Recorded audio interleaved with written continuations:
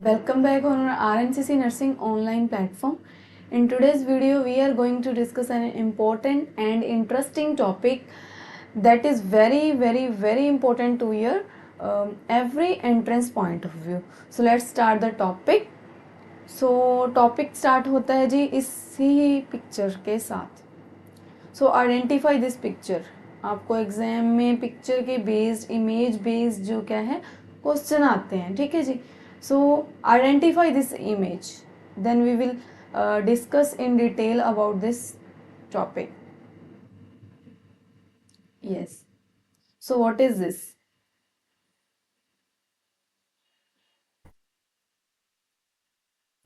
So this wound,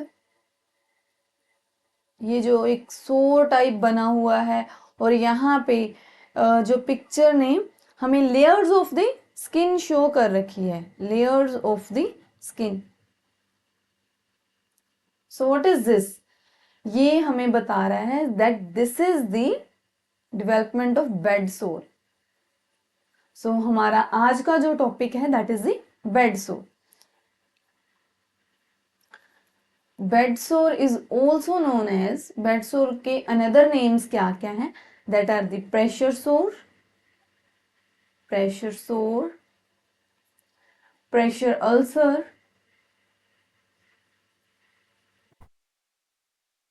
pressure ulcer,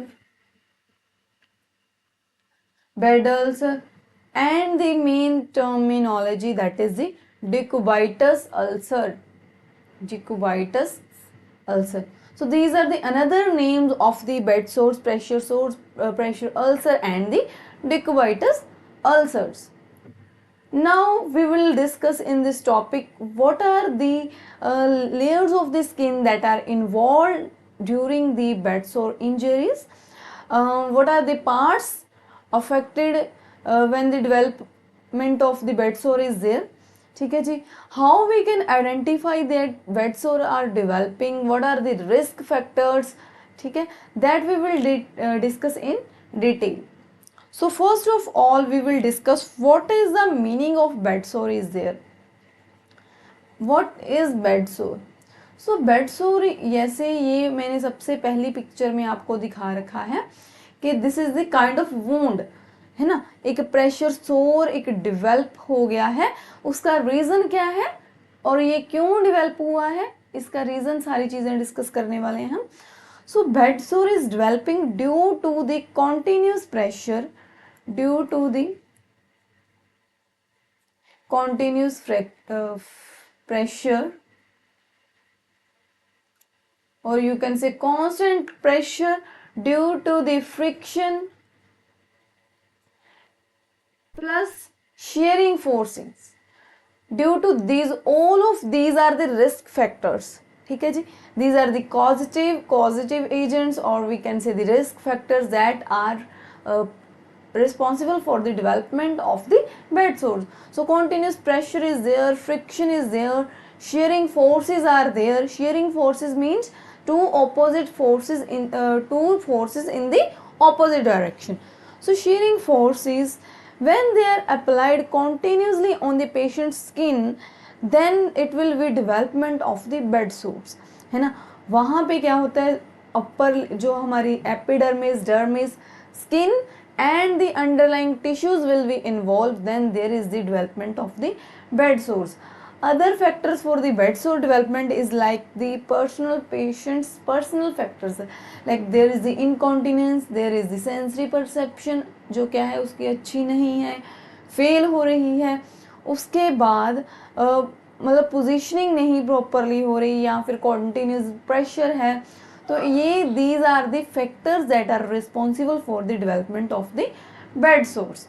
Next we will discuss ये कैसा, जो स्टार्टिंग से लेकर एंड तक ये बेड सोर्स देखने में कैसे रहेंगे और कौन कौन से यहाँ पे फैक्टर्स रिस्पॉन्सिबल हैं और कौन कौन से यहाँ पे पार्ट्स, किन एरियाज को ये क्या है अफेक्ट करता है, दैट वी विल डिस्कस.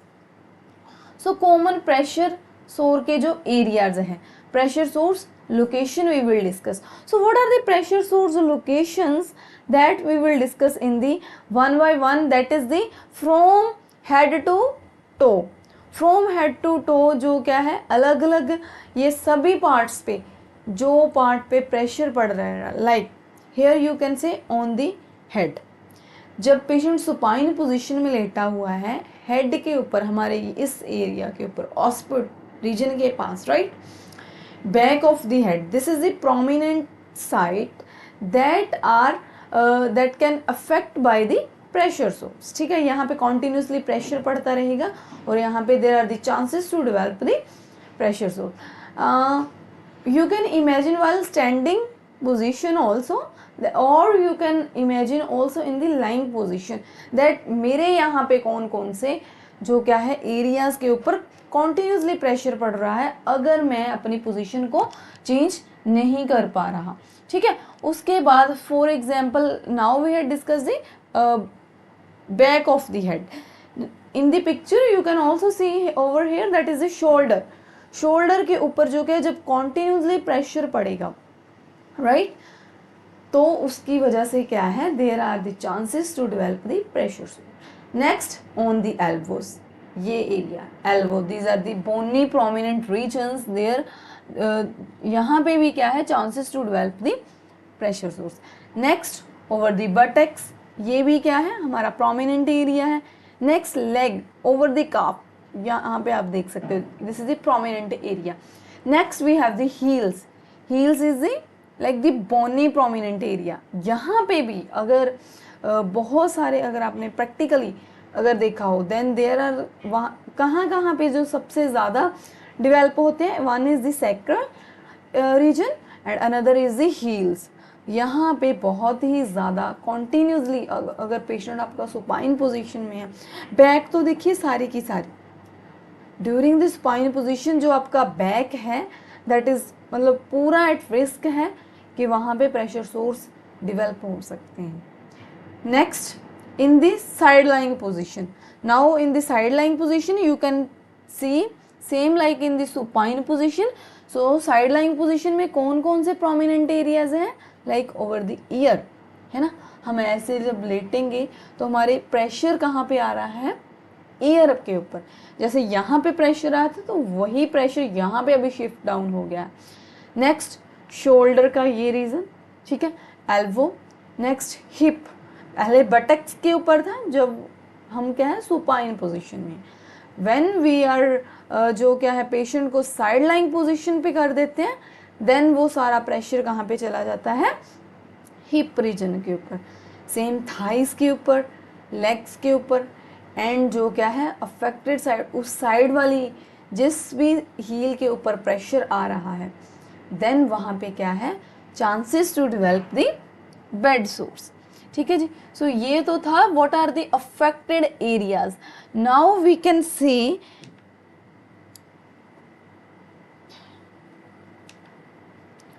कि ये जब एक बेड सोर्स की डेवलपमेंट होती है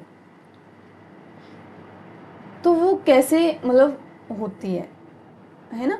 सबसे पहले क्या है, वहाँ पे रेडनेस ऑफ द स्किन होगा, redness of skin, skin will be warm, right. So this is about the grading. ठीक है जी, ग्रेड्स है ये. उसके बाद रेडनेस ऑफ द स्किन के बाद piling of the skin starting हो जाती है, peeling of the skin. Here is only the epidermis dermis layer is involved. In this second stage, there is the epidermis and dermal layer is only involved. Then ये क्या है हमारे tissues तक, subcutaneous fat will be involved in the third stage. In the fourth one, what will happen? There is the involvement of the bone tissues also. Bones, जो आपका thickness of the wound है वो कहाँ तक पहुँच जाता है, bones तक. ठीक है जी. So that's all about the stages and the development of the कि कैसे starting हुई. जस्ट स्टार्टिंग कहाँ से हुई है, there is a redness of the skin, warmness of the skin over there, उसके बाद क्या है, पीलिंग ऑफ द स्किन होने स्टार्टिंग हो जाती है, then tissue subcutaneous fat will be involve, then bone tissue जो क्या है हमारे जो वोंड का गहराई कहाँ तक, डीपनेस कहाँ तक चले जाती है, बोन्स तक चले जाती है। नेक्स्ट यहाँ पे हम देखने वाले हैं कि how we can assess the risk of development of the bed sores. So there is the Braden risk, जो हमारा एक स्केल है that is known as the Braden scale. So this scale is known as the Braden scale, Braden scale used for the assessment of, that is the risk assessment of development of bed sores, development of bed sores। हम risk को इसकी help से identify करें। For example you are as a nursing officer, you are working in your ICU, right. तो अभी ICU के patient, as we know कि ICU के patient that are bedridden, 99% chances that in the ICU you can see the patient is the bedridden. तो यहाँ पे हमें अपने पेशेंट में देखना पड़ेगा कि वेदर उसमें chances of development of the bed sore are है या नहीं है। Because why is it important to assess, because there are the lots of the complication of the bed sores, like there is cellulitis can develop from the bed sores, sepsis can develop, even CAs can develop, bone CAs can develop from the bed sores, sepsis। so this is a common जो क्या है complications हो सकती है आपके patient में। so you must have to take care to prevent the risk of and the development of the bed sores। now we will identify and we will assess the our patient's status of development of the bed sores। here are the some factors that you have to assess in your patient। for example there is the sensory और mental, है ना। Sensory perception आपके patient में कैसी है, like जितना कम scale होगा, है ना, जितना कम स्केल होगा, लेस स्केल होगा, उतने ही ज़्यादा चांसेस है डेवलपमेंट ऑफ बेड सोर्स के। स्कोर अगर लेस होगा, अगर स्कोर ज़्यादा है तो चांसेस ऑफ बेड सोर्स वो क्या है, कम है, राइट। उसके बाद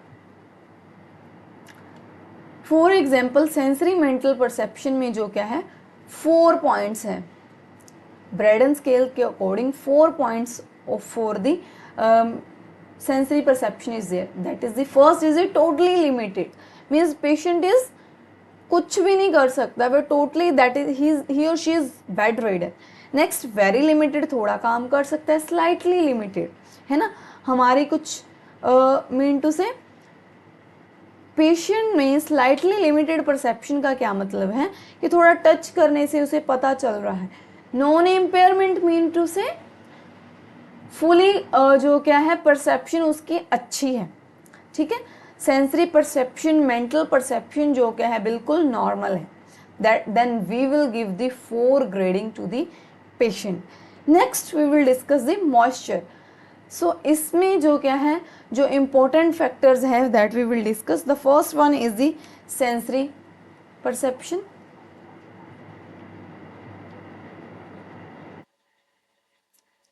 next we have the moisture.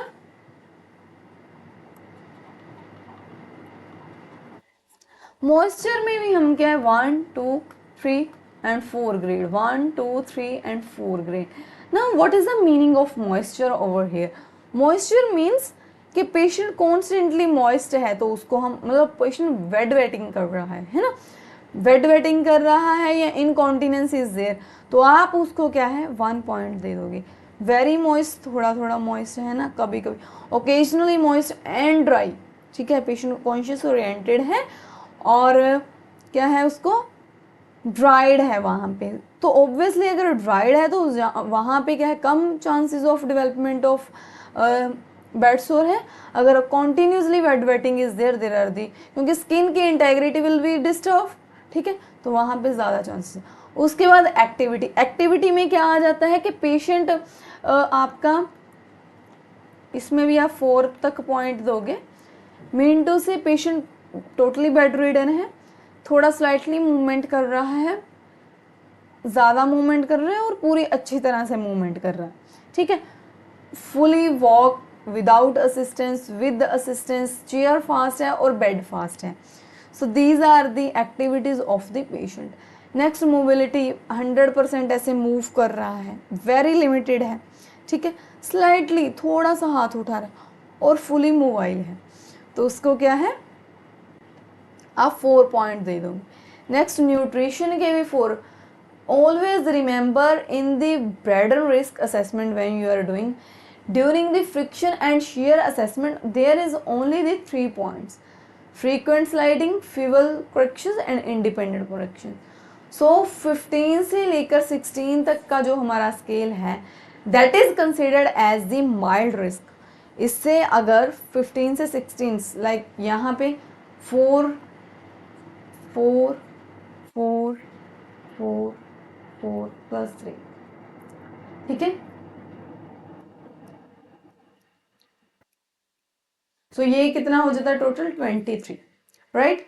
अगर ये ज़्यादा है ना, 23 है, 20 मीन्स पेशेंट को बिल्कुल भी रिस्क नहीं है ना, जितना ये कम हो रहा है उतने ही ज़्यादा chances for the development of जो क्या है बेड सोर्स आर देयर, ठीक है।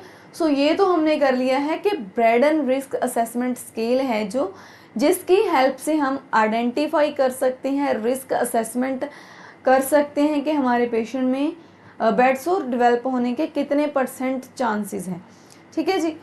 सो अभी इन सारी चीज़ों को प्रिवेंट करने के लिए हमें करना क्या होगा, है ना, मतलब इसको कम करने के लिए what are the measures you can take, or we can say precautions you can take to prevent the occurrence of the bed sores, या फिर वहाँ पे अगर फर्स्ट ग्रेड है तो आप उसको सीवियर लेवल तक जाने में कैसे प्रिवेंट कर सकते हो। सो द फर्स्ट एंड जो सबसे ज़्यादा अच्छा, जो जिसको फर्स्ट प्रायोरिटी में हमेशा कंसिडर किया जाएगा और आपके एंट्रेंस में जो सबसे अच्छी ऑप्शन मानी जाएगी, that will be the positioning, positioning and positioning, positioning that frequently change the position of your patient. Frequent mean to say hourly, second hourly you have to change your position of your patient, ठीक है। उससे क्या होगा, patient की मतलब वहाँ पे जो प्रेशर डल रहा था कॉन्टिन्यूसली, बिकॉज द मेन जो reason behind the development of the pressure sore है that is the continuous pressure and the shearing forces. So to prevent the shearing forces always means to we have to pull our patient, है ना, उसकी जो position change करनी है with the help of other attendants, है ना, हमें जो क्या है अदर जो क्या है हमारे नर्सिंग ऑफिसर्स की हेल्प से हमें क्या है पोजीशन को चेंज करना पड़ेगा। The second thing is the position जो क्या है अपने second hourly, third hourly and hourly according to the your patient's condition you have to change your position of your patient. Next, use the comfort devices. Comfort devices, for example, there is the air mattress, there is the cushions, pillows, ठीक है, that we have to use while the changing of the patient's position, because उससे क्या है pressure से relief मिलेगा and position changing से जो क्या सर्कुलेशन में भी इम्प्रूवमेंट होगी। So you have to do the back care of your patient also, ठीक है। So other than this when there is the development of the pressure sore is there, है ना, फॉर एग्जाम्पल प्रेशर सोर अभी develop ही हो गया तो वहाँ के केस में आप क्या कर सकते हो, अगर प्रेशर सोर डेवलप ही हो गया है तो उस केस में according to the area the which area is affected over there, so वहाँ पे हमें क्या है there are the different dressings are available, है ना, So for example, I am showing you the Mapilex dressing over there. Mapilex dressing. So this is coming in the different according to the different regions that we already had discussed, that there are the different areas that are मतलब that have more risk to develop, है ना, according to the position. जैसे हम लेटे हुए हैं, जो हमने जिस पोजीशन में पेशेंट को लिटाया हुआ है, अगर वहाँ पे कॉन्टिन्यूसली प्रेशर डल रहा है ना, कॉन्टिन्यूसली उस एरिया के ऊपर, उस रीजन के ऊपर अगर प्रेशर पड़ रहा है, तो अकॉर्डिंगली वहाँ पे क्या है, प्रेशर सोर डेवलप हो सकता है. सो सेम लाइक दैट अभी रिसेंट सिनेरियो के अकॉर्डिंग हमारे पेशेंट के जिस एरिया में चांसेस है पेशेंट के बेड सोर डेवलप होने के, तो वहाँ उस एरिया के अकॉर्डिंग जो क्या है ड्रेसिंग्स अवेलेबल है हमारे पास. So for example shoulder region की हमारे पास अवेलेबल है, ठीक है. हमारे पास जो क्या है सैक्रल रीजन की, सो हियर इज दी, तो यहाँ पे ये एरिया जो क्या है ना, ये सैक्रल रीजन की जो क्या है मैपिलेक्स ड्रेसिंग हमारे पास अवेलेबल है. सो ये कैसे अप्लाई करते हैं, इसकी ओपनिंग को खोलिए, पेशेंट की क्लीनिंग अच्छी तरह से करिए, और इसको उसके ऊपर जो पेपर दिया हो उसको स्लाइटली रिलीज करके and apply on the sacral region. Sacral region ऐसे करके क्या है, हम how to apply Mepilex border over the sacrum area. So ऐसे करके ही ये अलग अलग जो क्या है फॉर्म्स में अलग अलग रीजन के अकॉर्डिंग जो हमने ऑलरेडी डिस्कस कर लिए हैं, over the head, over the shoulders, over the heel, ठीक है, हमारी बैक के ऊपर. So here you can see the dressing that is available for the shoulders, shoulder region के लिए. सो ऐसे करके क्या है, हम मैपिलेक्स ड्रेसिंग जो क्या है अपने पेशेंट में अप्लाई कर सकते हैं, ठीक है जी. सो ये तो है अबाउट द कि क्यों अकॉर्डिंग टू द एरिया आप क्या है ड्रेसिंग अवेलेबल जो क्या है आप अप्लाई कर सकते हो. Next we have the other dressing other than, है ना, जब सीवियर वूंड हो जाता है, for example there is the paraffin wound dressing also, है ना, पैराफिन ड्रेसिंग अदर देन जो क्या सर्जन के द्वारा की जाती है, जब क्या है डीप वूंड तक, जब ulceration, even amputation of the, मतलब अगर आपके हील तक सीवियर लेवल तक और वो अनट्रीटेड हो गया है वूंड, है ना, because sepsis cellulitis can develop. So amputation तक के जो क्या है चांसेस हो जाते हैं पेशेंट में डिवेल्प जो क्या है करने के. तो इसलिए जो क्या है nursing care is very very important for your patient.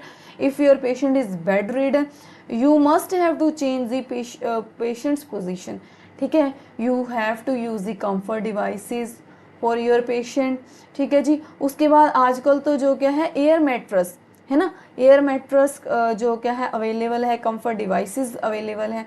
So you have to use the other जो टेक्नोलॉजीज़ हैं, ठीक है, अदर हेल्थ असिस्टेंट्स की हेल्प से आप क्या है पेशेंट की पोजीशनिंग चेंज कीजिए.